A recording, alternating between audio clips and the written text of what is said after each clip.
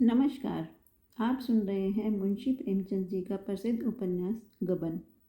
अभी तक आपने सुना जालपा का विवाह रमानाथ से तय होता है, जो कुछ काम धाम नहीं करता। रमानाथ के पिता कर्ज लेकर जालपा के लिए गहने बनवाते हैं और बारात में झूठी शान भी दिखाते हैं। जालपा को जब पता चलता है कि चंद्रहार नहीं आया तो वो निराश हो जाती है। उसकी सखियाँ उसे नए नए गुर सिखाती हैं चंद्रहार बनवाने के लिए। यहाँ रमानाथ के पिता दयानाथ कर्ज कैसे उतारें इससे परेशान है। आइए आगे सुनते हैं। रमानाथ ने जवानों के स्वभाव के अनुसार जालपा से खूब जीभ उड़ाई थी, खूब बढ़ चढ़ कर बातें की थी। जमींदारी है, उससे कई हजार का नफ़ा है, बैंक में रुपए हैं, उनका सूद आता है। जालपा से अब अगर गहने की बात कही गई तो रमानाथ को वह पूरा लबाड़िया समझेगी। बोला, पर्दा तो एक दिन खुल ही जाएगा, पर इतनी जल्दी खोल देने का नतीजा यही होगा कि वह हमें नीच समझने लगेगी। शायद अपने घर वालों को भी लिख भेजे, चारों तरफ बदनामी होगी वो अलग। दयानाथ, हमने तो दीनदयाल से यह कभी नहीं कहा था कि हम लखपति हैं। रमानाथ, तो आपने यही कब कहा था कि हम उधार गहने लाए हैं और 2-4 दिन में लौटा देंगे?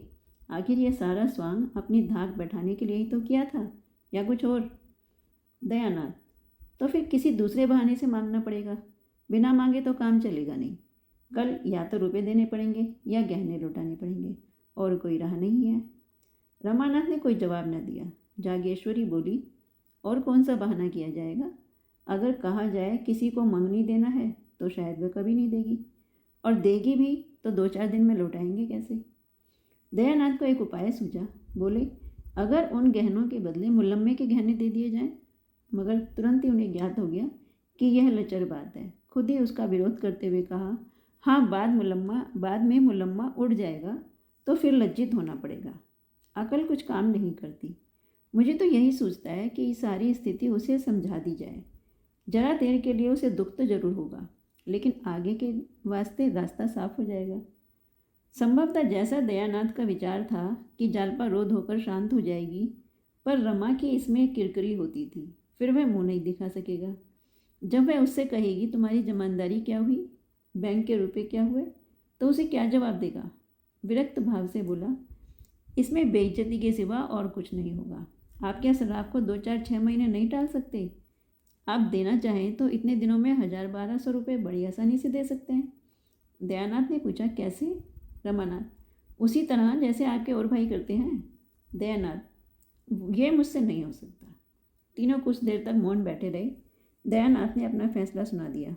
जागेश्वरी और रमा को यह फैसला मंजूर नहीं था, इसलिए अब इस गुत्थी को सुलझाने का भार उन्हीं दोनों पर था। जागेश्वरी ने भी एक तरह से निश्चय कर लिया था। दयानाथ को झक मारकर अपना नियम तोड़ना पड़ेगा। ये कहाँ की नीति है कि हमारे ऊपर संकट पड़ा हुआ हो और हम अपने नियमों का राग अलाप रहे हैं। रमानाथ बुरी तरह फंसा था। वह खूब जानता था कि पिताजी ने जो काम कभी नहीं किया वो आज भी नहीं करेंगे। उन्हें जालपा से गहने मांगने में कोई संकोच नहीं होगा, और ये वो चाहता नहीं था। और अब पछता रहा था कि मैंने क्यों जालपा से डींगे मारी। अब अपने मुंह की लाली रखने का सारा भार उसी पर था। जालपा की अनुपम छवि ने पहले ही दिन उस पर मोहिनी डाल दी थी। वह अपने सौभाग्य पर फूला न समाता था। क्या ये घर ऐसी अनन्य सुंदरी के योग्य था? जालपा के पिता 5 रुपए के नौकर थे, पर जालपा ने कभी अपने घर में झाड़ू तक नहीं लगाई थी, कभी अपनी धोती नहीं छाटी थी, अपना बिछावन तक नहीं बिछाया था। दयानाथ 50 रुपये पाते थे, पर यहाँ केवल चौका बासन करने के लिए महरी थी। बाकी सारा काम अपने ही हाथों से करना पड़ता। जालपा शहर और देहात का क्या फ़र्क समझती? शहर में रहने का उसे कभी अवसर ही नहीं पड़ा था। वह कई बार पति और सास से आश्चर्य से पूछती, क्या यहाँ कोई नौकर नहीं है? जालपा के घर दूध दही घी की कमी नहीं थी। यहाँ बच्चों को भी दूध मैसर नहीं था। इन सारे अभावों की पूर्ति के लिए रमानाथ के पास मीठी मीठी बड़ी बड़ी बातों के सिवा और कुछ नहीं था। घर का किराया 5 रुपये था। रमानाथ ने 15 बताए। लड़कों की शिक्षा का खर्च मुश्किल से 10 रुपये था। रमानाथ ने 40 बताए। उस समय उसे उसकी जरा भी शंका न थी कि एक दिन सारा भंडार फूट जाएगा। मिथ्या दूरदर्शी नहीं होता, लेकिन वह दिन इतनी जल्दी आएगा यह कौन जानता था। अगर उसने यह डींगे न मारी होती तो जागेश्वरी की तरह वह भी सारा भार दयानाथ पर छोड़कर निश्चिंत हो जाता। लेकिन इस वक्त वह अपने ही बनाए हुए जाल में फंस गया था। कैसे निकले, उसने कितने ही उपाय सोचे, लेकिन कोई ऐसा न था जो आगे चलकर उसे उलझनों में न डाल देता, दलदल में न फंसा देता।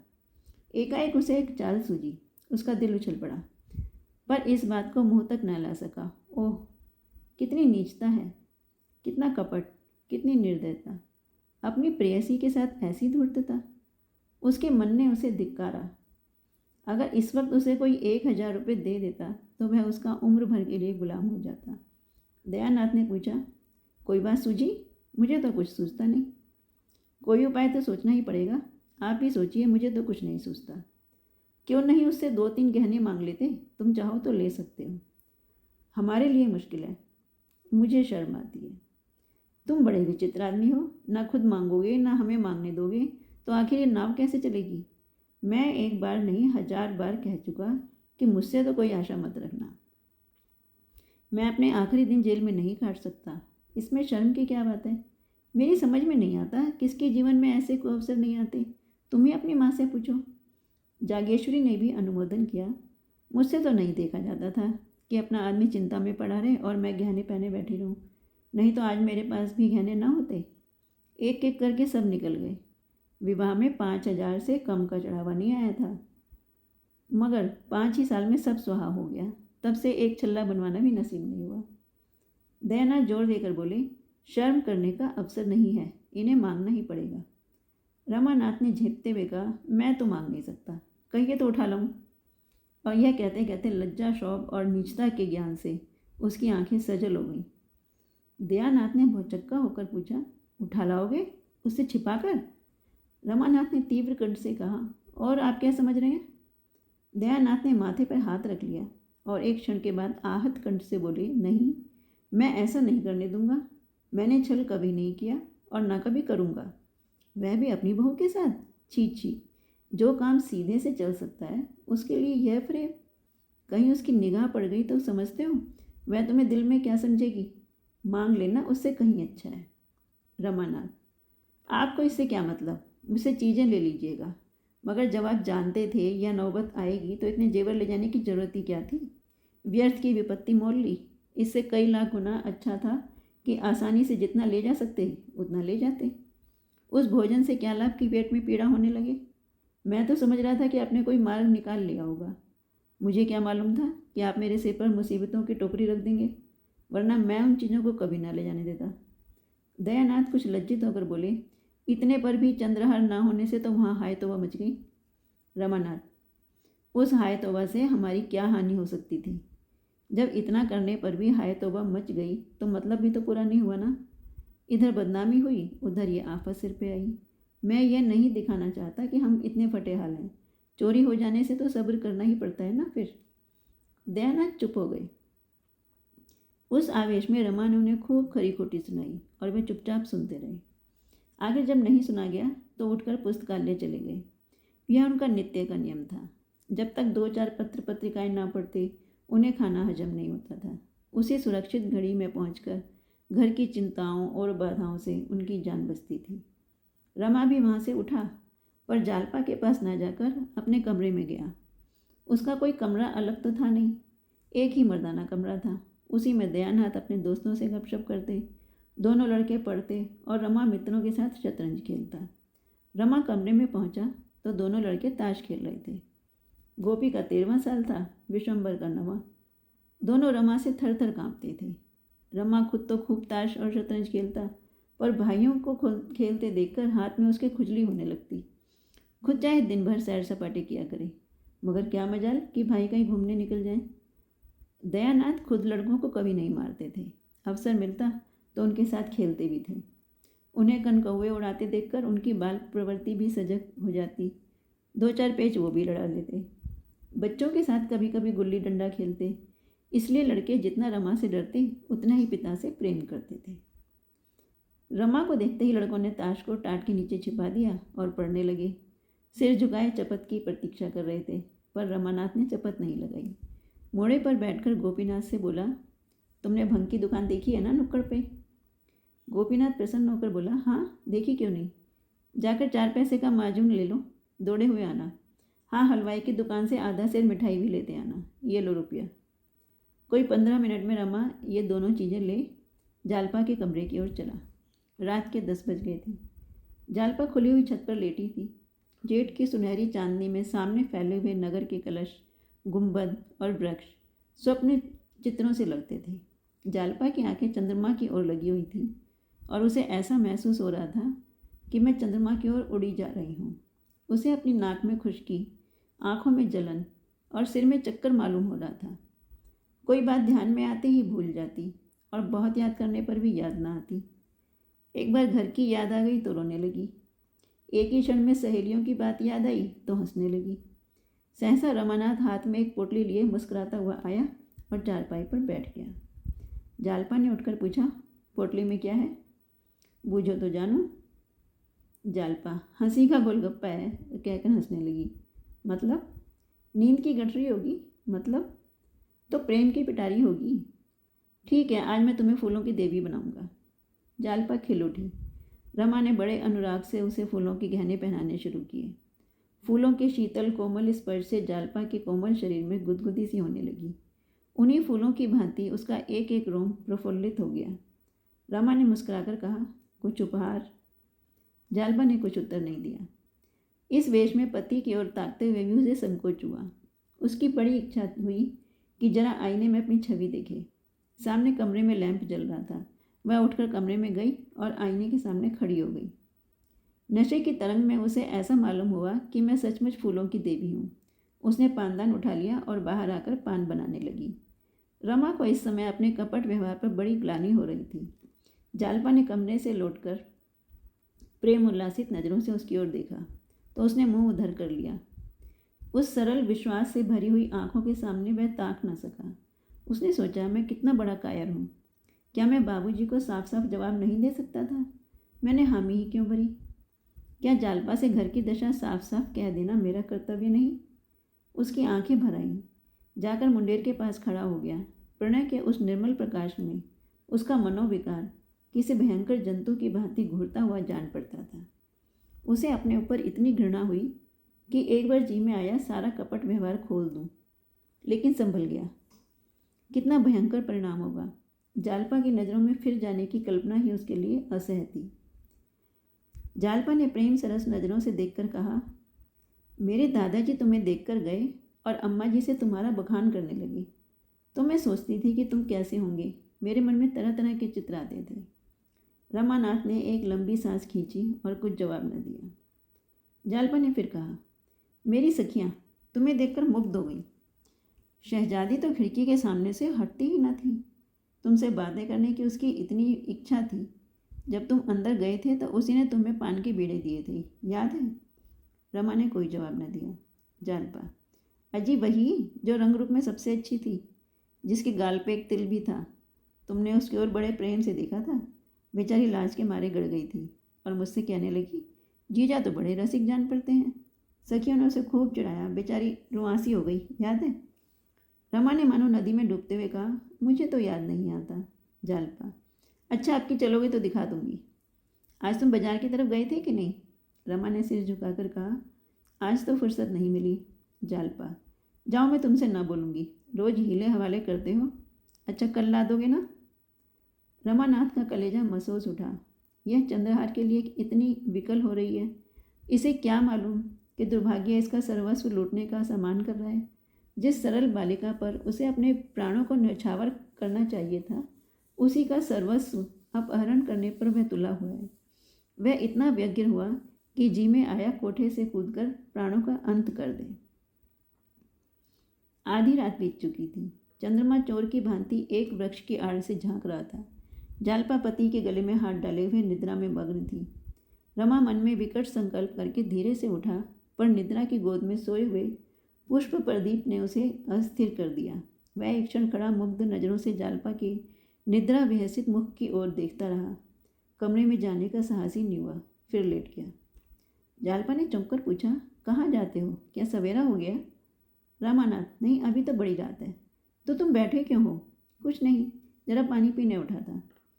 जालपा ने प्रेमातुर होकर रमा के गले में बाहें डाल दी और उसे सुलाकर कहा, तुम इस तरह मुझ पर टोना करोगे तो मैं भाग जाऊंगी। न जाने किस तरह ताकते हो, क्या करते हो, क्या मंत्र पढ़ते हो कि मेरा मन चंचल हो जाता है। बसंती सच कहती थी, पुरुषों की आंख में टोना होता है। रमा ने फटे हुए स्वर में कहा, टोना नहीं कर रहा हूँ, आंखों की प्यास बुझा रहा हूँ। दोनों फिर सोए, एक उल्लास में डूबी हुई, दूसरा चिंता में मग्न। 3 घंटे और गुजर गए। द्वादशी के चांद ने अपना विश्व दीपक बुझा दिया। प्रभात की शीतल समीर प्रकृति को मध के प्याले पिलाती फिरती थी। आधी रात तक जागने वाला बाजार भी सो गया। केवल रमा अभी तक जाग रहा था। मन में भांति भांति के तर्क वितर्क उठने के कारण वह बार बार उठता फिर लेट जाता। आगे जब 4 बजने की आवाज़ कान में आई तो घबरा के उठ बैठा और कमरे में जा पहुंचा। गहनों का संदूकजा अलमारी में रखा हुआ था। रमा ने उसे उठा लिया और थर थर कांपता हुआ नीचे उतर गया। इस घबराहट में उसे इतना अवकाश भी नहीं मिला कि वह कुछ गहने झाँट कर निकाल देता। दयानाथ नीचे बरामदे में सो रहे थे। रमा ने उन्हें धीरे से जगाया। उन्होंने हकबका कर पूछा, कौन? रमा ने होठ पर उंगली रखकर कहा, मैं हूँ, यह संदूकची लाया हूँ, रख लीजिए। दयानाथ सावधान होकर बैठ गए। अभी तक केवल उनकी आंखें जागी थीं, अब चेतना भी जागृत हो गई। रमा ने जिस वक्त उनसे गहने उठा लाने की बात कही थी, उन्होंने समझा था कि यह आवेश में ऐसा कह रहा है। उन्हें इसका विश्वास नहीं था कि रमा जो कुछ कह रहा है उसे पूरा भी कर देगा। इन कमीनी चालों से वह अलग ही रहना चाहते थे।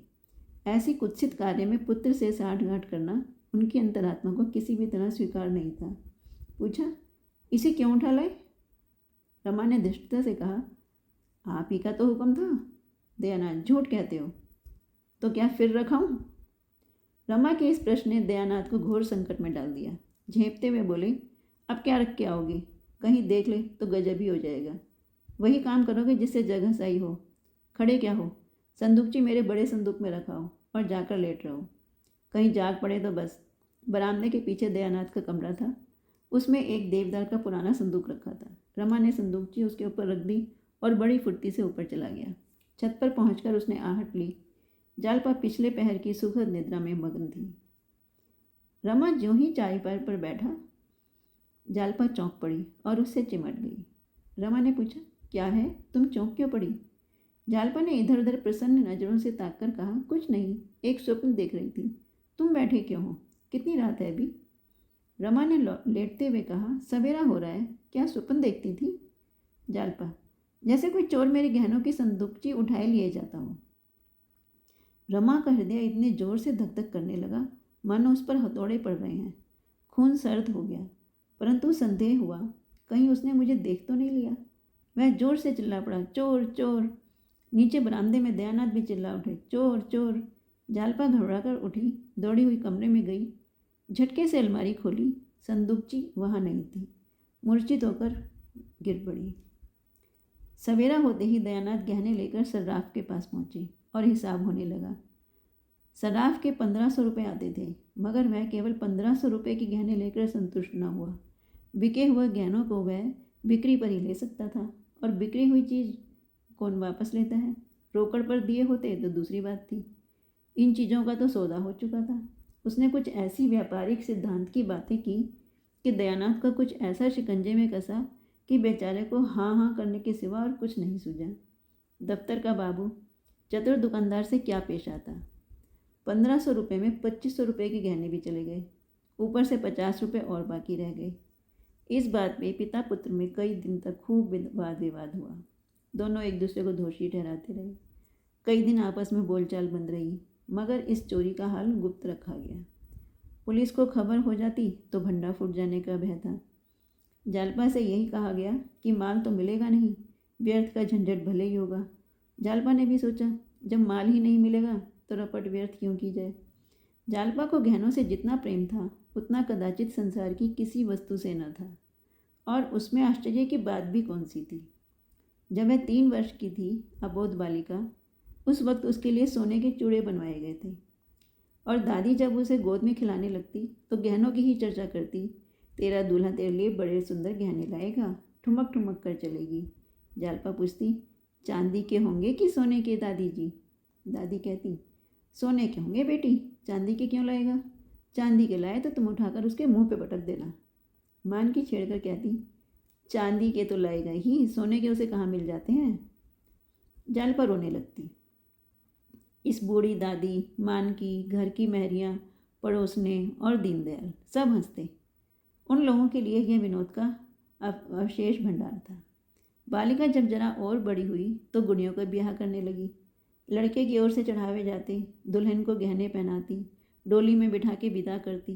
कभी कभी दुल्हन गुड़िया अपने गुड्डे दूल्हे से गहनों के लिए मान करती। गुड्डा बेचारा कहीं ना कहीं से गहने लाकर स्त्री को प्रसन्न करता था। उन्हीं दिनों बिसाती ने उसे वह चंद्रहार दिया जो अब तक उसके पास सुरक्षित था। जरा और बड़ी हुई तो बड़ी बूढ़ियों में बैठकर गहनों की ही बातें सुनने लगी। महिलाओं के इस छोटे से संसार में इसके सिवा और कोई चर्चा ही नहीं होती थी। किसने कौन कौन से गहने बनवाए, कितने दाम लगे, ठोस हैं या पोले, जड़ाऊ हैं या सादे, किस लड़की के विवाह में कितने गहने आए। इन्हीं महत्वपूर्ण विषयों पर नित्य आलोचना, प्रत्यालोचना, टीका टिप्पणी होती रहती। कोई दूसरा विषय इतना रोचक, इतना ग्राह्य हो ही नहीं सकता था। इस आभूषण मंडित संसार में पली हुई जालपा का यह आभूषण प्रेम स्वाभाविक ही था। महीने भर से ऊपर हो गया।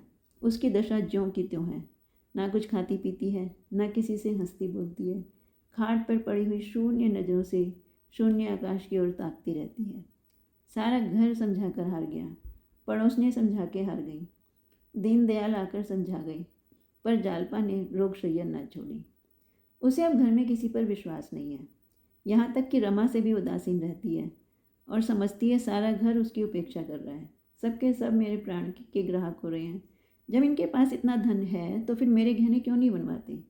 जिससे हम सबसे अधिक स्नेह रखते हैं उसी पर सबसे अधिक रोष भी करते हैं। जालपा को सबसे अधिक क्रोध रमानाथ पे था। अगर वह अपने माता पिता से जोर देकर कहती तो कोई उनकी बात न टाल सकता, पर यह कुछ कहीं भी इनके मुंह में तो दही जमा हुआ है। मुझसे प्रेम होता तो यूँ निश्चिंत न बैठे रहते। जब तक सारी चीज़ें ना बनवा लेते रात को नींद भी नहीं आती। मुँह देखे की मोहब्बत है, माँ बाप से कैसे कहें। जाएंगे तो अपनी ही ओर, मैं कौन हूँ। वह रमा से केवल खींची ही नहीं रहती थी, कभी पूछता तो दो चार जली कटी और सुना देती। बेचारा अपना सा मुँह लेकर रह जाता। गरीब अपनी ही लगाई हुई आग में जला जाता था। अगर वह जानता कि उन डींगों का यह फल होगा तो वह जवान पर मोहर लगा लेता। चिंता और ग्लानि उसके हृदय को कुचले डालती थी। कहाँ सुबह से शाम तक हंसी कह कही सैर सपाटे में करते थे, कहाँ अब नौकरी की तलाश में ठोकरें खाता फिरता। सारी मस्ती गायब हो गई। बार बार अपने पिता पर क्रोध आता। वह चाहते तो 2-4 महीने में सब रुपए अदा हो जाते, मगर इन्हें क्या फिक्र। मैं चाहे मर जाऊं पर ये अपनी टेक न छोड़ेंगे। 4 महीने में सब रुपए अदा हो जाते। उनके प्रेम से भरे हुए निष्कपट हृदय में आँख से सुलगती रहती थी।